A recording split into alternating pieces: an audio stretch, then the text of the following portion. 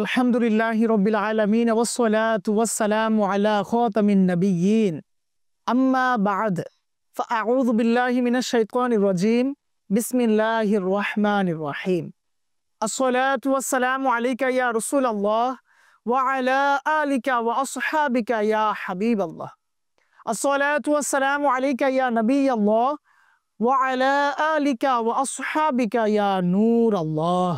মাদানী চ্যানেলের দর্শকবৃন্দ, দূরে কিংবা কাছে, দেশে কিংবা প্রবাসে, যেখান থেকে আমাদের এই অনুষ্ঠান সাহাবায়ে কেরাম আলাইহিমুর রিদওয়ানগণের মাতাগণ এই অনুষ্ঠান দেখছেন, আপনাদের সকলকে এক রাশ প্রীতীয় শুভেচ্ছা জানাচ্ছি। আপনাদের ধারাবাহিক অনুষ্ঠান নিয়ে উপস্থিত হয়ে গিয়েছি। শুনবো আমরা দুরূদ শরীফ পাঠ করার ফজিলত, শুনবো আমরা সাহাবায়ে কেরাম আলাইহিমুর রিদওয়ানগণের আলোচনা এবং তাদের মাতাগণের মুবারক জীবনী নিয়ে ইনশাআল্লাহুল কারীম আমরা এই অনুষ্ঠানে আলোচনা করার চেষ্টা করব। আসুন আমরা অনুষ্ঠানের শুরুতেই দুরূদ শরীফ পাঠ করার কি ফজিলত এবং বারাকাত রয়েছে তা শ্রবণ করার চেষ্টা করি। তিরমিজি শরীফে বর্ণিত রয়েছে, আল্লাহ তাআলার প্রিয় হাবিবুল নবী সাল্লাল্লাহু আলাইহি সাল্লাম ইরশাদ করেন, যে ব্যক্তি দুনিয়াতে অধিক হারে আমার প্রতি দুরূদ শরীফ পাঠ করবে, সেই ব্যক্তি কাল কিয়ামতের মাঠে তত বেশি আমার কাছাকাছি থাকবে। সুবহানাল্লাহ সুবহানাল্লাহ। তাই আসুন না মাদানী চ্যানেল দর্শকবৃন্দ, আমরা নিয়ত করে নিই ইনশাআল্লাহুল কারীম অধিক হারে দুরূদ শরীফ পাঠ করার চেষ্টা করব। আসুন আমরা এই প্রোগ্রামকে সুসজ্জিত করার জন্য আরো একবার দুরূদ শরীফ পাঠ করে নিই। সাল্লু আলাল হাবিব সাল্লাল্লাহু তাআলা আলা মুহাম্মদ সাল্লাল্লাহু আলাইহি ওয়াসাল্লাম। মাদানী চ্যানেল বাংলার ধারাবাহিক অনুষ্ঠান সাহাবায়ে কেরাম আলাইহিমুর রিদওয়ানগণের মাতাগণ নিয়ে যেহেতু হাজির হয়ে গিয়েছি, সেই তো আমরা ওনাদের আলোচনা অবশ্যই করব। তাই আসুন আমরা আলোচনা শ্রবণ করার পূর্বে কিছু ভালো ভালো নিয়ত করে নিই, কেননা ইন্নামাল আমালু বিন্নিয়াত, হাদিস শরীফে এসেছে নিশ্চয়ই প্রতিটা আমল নিয়তের উপর নির্ভরশীল। আমরা ভালো ভালো নিয়ত করছি, যা শ্রবণ করব তার উপর নিজে আমল করব, অপরের নিকটও পৌঁছে দিব ইনশাআল্লাহুল কারীম। আমরা বিগত পর্বে ইসলামের প্রথম খলিফা হযরত সাইয়্যিদুনা সিদ্দিক আকবর রাদিয়াল্লাহু তাআলা আনহু এবং ফারুকে আজম উসমানে গনি রাদিয়াল্লাহু তাআলা আনহুমা দ্বয়ের জীবনী এবং তাদের মাতাগণের মুবারক জীবনী নিয়ে আমরা আলোচনা করার চেষ্টা করেছি। তো আজকে এর ব্যতিক্রম ঘটবে না। আজকে আমরা ইসলামের চতুর্থ খলিফা হযরত সাইয়্যিদুনা আলীউল মুরতাদা শেরে খোদা কাররামাল্লাহু তাআলা ওয়াজহুল কারীমের আলোচনা এবং ওনার মায়ের মুবারক জীবনী নিয়ে আমরা একটু আলোচনা করার চেষ্টা করব। তো আসুন আমরা সাহাবী সম্পর্কে জানার চেষ্টা করি, তাদের মাদেরকে নিয়ে তো আমরা আলোচনা করব।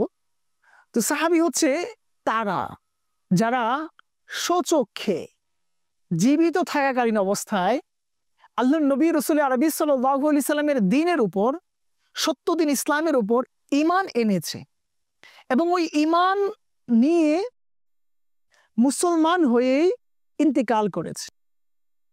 তো এর মধ্যে কিছু সাহাবায়ে কেরাম আলাইহিমুর রিদওয়ানগণ আছেন, অনেক অনেক আলা আফজাল, তাদের আলোচনা কিতাবে কোরআন ও হাদিসে এসেছে, যাদের শান শৌকত আল্লাহ এবং তার রাসূল সাল্লাল্লাহু আলাইহি সাল্লাম অনেক অনেক বেশি বাড়িয়ে দিয়েছেন। তো এর মধ্যে সাইয়্যিদুনা আলীউল মুরতাদা কাররামাল্লাহু তাআলা ওয়াজহুল কারীমও অন্তর্ভুক্ত, যাদেরকে আল্লাহ নবী রাসূল আরবী সাল্লাল্লাহু আলাইহি সাল্লাম জান্নাতের সার্টিফিকেট দিয়েছিলেন। এই দুনিয়াতে ওই আশারে মুবাশশারাদের অন্তর্ভুক্ত উনি রাদিয়াল্লাহু তাআলা আনহু। তো উনার ব্যাপারে যদি একটু জানার চেষ্টা করি, আমরা আলোচনা শুনবো ইনশাআল্লাহুল কারীম ধারাবাহিকভাবে। তো আমরা আমিরুল মুমিনিন হযরত সাইয়্যিদুনা মাওলা মুশকিল কুশা আলীউল মুরতাদা রাদিয়াল্লাহু তাআলা আনহুর ব্যাপারে যদি জানার চেষ্টা করি, ওনার জন্মস্থান যেটা রয়েছে সেটা সম্পর্কে যদি জানার চেষ্টা করি, উনি কাররামাল্লাহু তাআলা ওয়াজহুল কারীম মক্কা শরীফে জন্মগ্রহণ করেন। আলী রাদিয়াল্লাহু তাআলা আনহুর মায়ের নাম হচ্ছে ফাতিমা বিনতে আসাদ রাদিয়াল্লাহু তাআলা আনহা। উনি তার পিতার নামের উপর ভিত্তি করে আলী রাদিয়াল্লাহু তাআলা আনহুর নাম রাখেন হায়দার, আর পিতা আলী রাদিয়াল্লাহু তাআলা আনহুর নাম রাখেন আলী। হুজুরপুর নূর সাল্লাল্লাহু আলাইহি সাল্লাম আলী রাদিয়াল্লাহু তাআলা আনহুকে আল্লাহর সিংহ উপাধি দান করেন।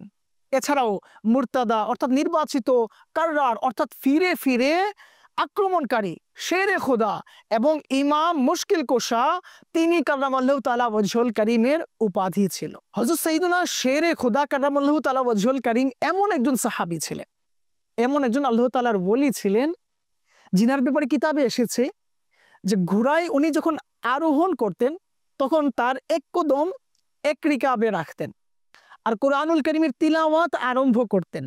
হ্যাঁ, বর্ণনা করা হচ্ছে এইভাবে যে কিতাবে এসেছে যে এই কদম, প্রথম কদম এক রিকাবে রেখে যখন তিলাওয়াত আরম্ভ করতেন, অপর কদম অপর রিকাবে যাওয়ার পূর্বে তিনি কাদামাল্লাহু তাআলা ওয়াজহুল কারীম পুরো কোরআনুল কারীম খতম করে দিতেন, পুরো কোরআনুল কারীম তিলাওয়াত করে নিতেন।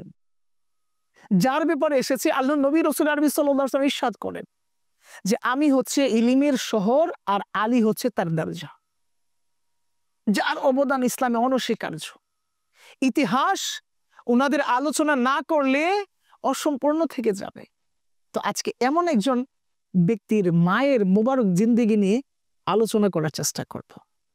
তো আসুন না আমরা এর আগে একটু জানার চেষ্টা করি, একটু বোঝার চেষ্টা করি, বিবেককে নাড়ানোর চেষ্টা করি যে আসলে মা জিনিসটা কি। এই যে এই মহান ব্যক্তি মায়ের গর্ভ থেকেই তো এসেছে না, ওই মাই তো তাকে লালন পালন করে এতটুকু পর্যায়ে নিয়ে এসেছে। আমরা তো এমনি এমনি দুনিয়াতে আসেনি না, আমাদের এতটুকু আসার পথে, এই পথ চলার পথে আমাদের পিতামাতার কত না কত অবদান রয়েছে। তো ওই মা কেমন ছিলেন যার সন্তানের এত আয়ালা গুণ রয়েছে, এত উত্তম আখলাক রয়েছে। তো আসুন আমরা জানার চেষ্টা করি। আমরা শুনেছি প্রথমে আলী রাদিয়াল্লাহু তাআলা আনহু এর মায়ের নাম ফাতেমা বিনতে আসাদ। তো ফাতেমা বিনতে আসাদ রাদিয়াল্লাহু তাআলা আনহা ইসলামের সূচনা লগ্নেই ইসলাম ধর্ম গ্রহণ করেন। আর উনি সম্ভ্রান্ত কুরাইশ বংশের এক মহিয়সী নারী ছিলেন। ওনার আখলাক, ওনার আচার আচরণ, ওনার চলাফেরা ছোটকাল থেকেই অনেক বেশি উত্তম ছিল। লোকেরা ওনার আচার আচরণে, ওনার হুসনে আখলাক নিয়ে প্রশংসা করতেন। তখনকার যুগে এত সুন্দর উত্তম আচরণ ওনার ছিল, এত সুন্দর উত্তম আখলাক ওনার ছিল। তো ফাতেমা বিনতে আসাদ রাদিয়াল্লাহু তাআলা আনহা এর জীবনী নিয়ে তো আলোচনা করব, কিন্তু এর আগে আসুন না আমরা এই মা, আসলে এই মা কি, এই মা একজন সন্তানকে কত দূর পর্যন্ত নিয়ে যেতে পারে, এই মা একজন সন্তানের জন্য কতটুকু নিয়ামত স্বরূপ, একটু জাস্ট উপলব্ধি করার চেষ্টা করি। আসলে মা এমনই, হ্যাঁ, মা এমন এক শব্দ, এমন এক অস্তিত্ব, সত্যি কথা আমাদের চারপাশে বিরাজমান। আমরা কেউ চাইলেও তা রিমুভ করতে পারবো না, দূরে সরাতে পারবো না। আমরা হয়তো মাঝে মধ্যে অনেকে বলে থাকি এরকম কথা যে জীবনে এ এসেছে তো চলে গিয়েছে, ও এসেছে তো চলে গিয়েছে, কই আমার তো কিছু যায় আসেনি। কিন্তু যাদের মা জীবন থেকে একবার চলে গিয়েছে তারা বুঝতে পেরেছে তাদের জীবন থেকে কি চলে গিয়েছে। হ্যাঁ হ্যাঁ, মা হচ্ছে ওই মহান সত্তা, কুদরতের ওই মহান নিয়ামত, যিনি শীতের ঠান্ডা রজনীতে, কনকনে শীতের রজনীতে নিজের সন্তানকে উষ্ণতা দেওয়ার জন্য সারা রাত জেগে থাকে। মা হচ্ছে ওই সত্তা যিনি গরমের দিনে নিজে গরমে থেকে নিজের সন্তানকে শীতল করার জন্য সারা রাত বাতাস দিতে থাকে। হ্যাঁ হ্যাঁ, মা হচ্ছে ওই সত্তা যিনি কিনা নিজের সন্তানের জন্য সবকিছু বিসর্জন দিতে প্রস্তুত। যখন সন্তান অসুস্থ হয়ে পড়ে সবচেয়ে বেশি যিনি পেরেশানি হয় তিনি হচ্ছেন মা। তো মা যাদের আছে, সত্যি কথা তাদের পৃথিবী আছে, তাদের কোনো ভয় থাকে না, পথ চলায় কোনো বাধা থাকে না, তাদের অতটা দুঃখ কষ্ট গ্রাস করতে পারে না। তাদের সামনে যদি দুঃখ কষ্ট চলে আসে না, তখন মা ছায়া হয়ে পরামর্শ দিয়ে ভালোবেসে ওগুলোকে সমাধান করার চেষ্টা করে, সন্তানের পাশে এসে দাঁড়ায়। তো আসুন না এই মা যাদের আছে তাদের হক সম্পর্কে আমরা বোঝার চেষ্টা করি, তাদের হকগুলোকে আমরা পূরণ করার চেষ্টা করি, মাদেরকে ওই জায়গায় রাখার চেষ্টা করি। যে ব্যাপারে আল্লাহ এবং তার রাসূল সাল্লাল্লাহু আলাইহি ওয়াসাল্লাম আদেশ দিয়েছেন। এই মাদেরকে নিয়ে কোরআনুল কারীম কত সুন্দরভাবে আমাদেরকে তাগিদ দিয়েছেন। মায়ের হকের ব্যাপারে, মায়ের সাথে কিরূপ আচরণ করতে হবে, এসব কিছুতে আমাদেরকে জানানো হয়েছে না। তো আসুন আমরা নিয়ত করে নেই, যতদিন মা জীবিত থাকবে ততদিন নিজের সর্বোচ্চ দিয়ে ওই মায়ের খিদমতে লুটিয়ে পড়ার চেষ্টা করব। তো আসুন আমরা আলিউল মুর্তদা কাররামাল্লাহু তাআলা ওয়াজহুল কারীম ওনার আম্মু জানের মুবারক জীবনী নিয়ে কিছু আলোচনা করার চেষ্টা করি। শুনছিলাম আলী রাদিয়াল্লাহু তাআলা আনহুর মায়ের নাম ফাতিমা বিনতে আসাদ। তিনি ওই সময় মক্কার কুরাইশ বংশ, সম্ভ্রান্ত কুরাইশ বংশের এক মহিয়সী নারী। তিনি বনু হাসিমে জন্মগ্রহণ করেছিলেন এবং ওই বনু হাসিমেই কি লালিত পালিত হয়েছেন। শৈশবকাল থেকে তার পার্সোনালিটি, তার উচ্চ চরিত্রের ব্যাপারে সমগ্র তিনি প্রসিদ্ধ ছিলেন। সবাই ওনাকে অনেক বেশি পছন্দ করতেন তার হুসনে আখলাকের জন্য। উম্মতে মুসলিমা তাকে নিয়ে গর্ব করেন, আর করবেনই বা না কেন? যার অবদান ইসলামী অনস্বীকার্য, যার অবদানের কথা যদি ইতিহাসে না থাকে তবে ইতিহাসই অসম্পূর্ণ থাকবে, তো তাকে নিয়ে তো গর্ব করতেই হয় না। এর জন্য আজকে তার আলোচনা। ফাতিমা বিনতে আসাদ, তিনি ছিলেন কুরেশ সরদার হাশিম বিন আব্দি মান্নাফের নাতনি, হযরত আব্দুল মুত্তালিবের ভাতিজি এবং পুত্রবধূ। আল্লাহর নবী রাসূল আরবি সাল্লাল্লাহু আলাইহি সাল্লামের প্রিয় চাচি জান ছিলেন। আল্লাহর নবী রাসূল আরবি সাল্লাল্লাহু আলাইহি সাল্লাম এর জন্মের পূর্বে উনি ওনার আব্বু জানকে হারিয়েছেন, আর 6 বছরের সময় ওনার মাকে হারিয়েছেন। তখন আব্দুল মুত্তালিবের রক্ষণাবেক্ষণে আমাদের প্রিয় নবী রাসূল আরবি সাল্লাল্লাহু আলাইহি সাল্লাম তার শৈশবকে অতিবাহিত করেছে। বিভিন্ন সময় বিভিন্ন বিপদ আপদে আব্দুল মুত্তালিব ছায়া হয়ে আমাদের প্রিয় নবী রাসূল আরবি সাল্লাল্লাহু আলাইহি সাল্লামের পাশে ছিলেন। যখন আব্দুল মুত্তালিবের ইন্তেকাল হলো, তখন থেকে ফাতিমা বিনতে আসাদ এবং আবু তালিব তারা কি করলেন? আল্লাহর নবী রাসূল আরবি সাল্লাল্লাহু আলাইহি সাল্লামের রক্ষণাবেক্ষণের দায়িত্ব নিয়ে নিলেন। যার মাধ্যমে আল্লাহ সুবহানাহু ওয়া তাআলা এই সুন্দর দিনকে প্রতিষ্ঠিত করেছেন, এই সুন্দর ইসলাম আমাদেরকে উপহার দিয়েছেন। ওই প্রিয় নবী রাসূল আরবি সাল্লাল্লাহু আলাইহি সাল্লাম এর দায়িত্ব ছিল ফাতিমা বিনতে আসাদ রাদিয়াল্লাহু তাআলা আনহার কাছে, যার ব্যাপারে এসেছে কিতাবে আল্লাহর নবী রাসূল আরবি সাল্লাল্লাহু আলাইহি সাল্লাম ভালোবেসে শ্রদ্ধা করে ইজ্জতের সাথে ওনাকে ওনার মায়ের সমতুল্য বলে আখ্যায়িত করেছে। এভাবে উনি ইরশাদ করতেন যে আপনি তো আমার মায়ের সমতুল্য, আপনি আমার আম্মু জানের পরের জায়গায় আছেন। ফাতিমা বিনতে আসাদ রাদিয়াল্লাহু তাআলা আনহার কথা শুনছিলাম। তো তিনি যখন ইসলাম ধর্ম গ্রহণ করেন, ওনার সন্তানরাও যখন ইসলাম ধর্ম গ্রহণ করেন, যখন আল্লাহর নবী রাসূল আরবি সাল্লাল্লাহু আলাইহি সাল্লাম নবুয়ত ঘোষণার পর থেকেই ইসলামের বাণীকে চারদিকে পৌঁছে দেওয়ার জন্য হকের দাওয়াত দিতে লাগলেন, আর একের পর এক মানুষজন যখন ইসলাম ধর্ম গ্রহণ করতে লাগলো, তখন মক্কার মুশরিকরা, কাফিররা মুসলমানদেরকে খুব বাজেভাবে নির্যাতন করত।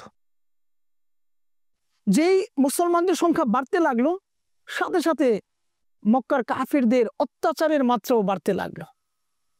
ওই কষ্ট, ওই যন্ত্রণা সহ্য করেছিলেন ফাতিমা বিনতে আসাদ রাদিয়াল্লাহু তাআলা। এত প্রতিকূল পরিবেশে থেকেও নিজের সন্তানদেরকে উত্তম রূপে পরিচর্যা করেছেন, উত্তম রূপে ইসলামের শিক্ষায় শিক্ষিত করেছেন। কত বিপদ ছিল তখন, পিতা সামনে যাওয়া যেত না, স্বামীর সামনে যাওয়া যেত না, প্রতিবেশীর সামনে যাওয়া যেত না, চারদিক থেকে বিপদ আর বিপদ। তারপরেও কি নিজের ঈমান, নিজের সন্তানের উপরে যে দায়িত্ব ছিল তা থেকে পিছপা হয়নি।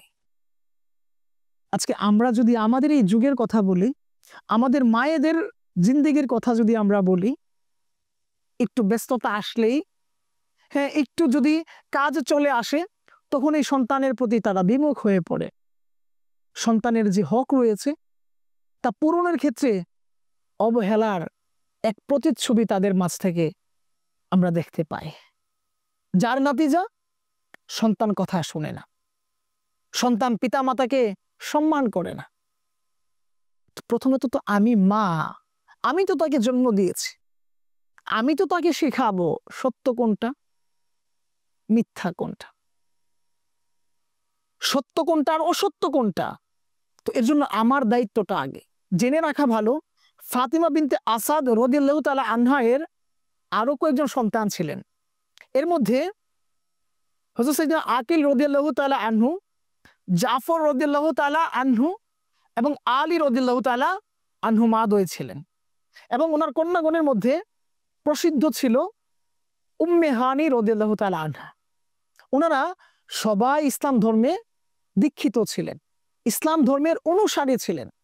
ওই সূচনা লগ্নে তারা ইসলাম ধর্ম গ্রহণ করেন। তো প্রথম যুগের যারা মুসলমান তারা হচ্ছে জাফর রাদিয়াল্লাহু তাআলা আনহু, আকিল রাদিয়াল্লাহু তাআলা আনহু, উম্মে হানি রাদিয়াল্লাহু তাআলা আনহা।